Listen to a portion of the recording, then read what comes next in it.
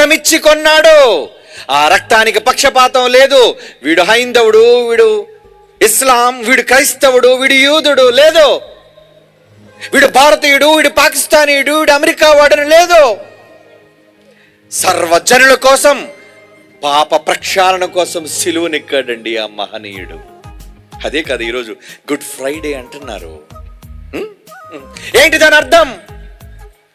ఈ శుభ శుక్రవారంలో ఆయన సిలువ నెక్కి చావడం వెనక ఉన్న కారణం మానవ జాతిని ఉగ్రత నుంచి తప్పించటం కోసం. అదే కదా. దేవుని పిల్లలారా, మతంగా చూడకండి బైబిల్ని. క్రీస్తుని మత సంబంధమైన వ్యక్తిగా చూడకండి.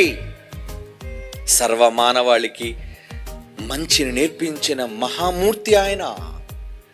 సర్వము, మనుషులందరూ ఒకే తల్లి పిల్లలని, సమానత్వాన్ని నేర్పించింది బైబిల్. పక్షపాతం లేదు బైబిల్కి, కుల వ్యవస్థ లేదు బైబిల్లో. అందరినీ ప్రేమించి అందరినీ దేవుని సన్నిధికి నడిపించాలన్న మంచి నేర్పించింది బైబిల్.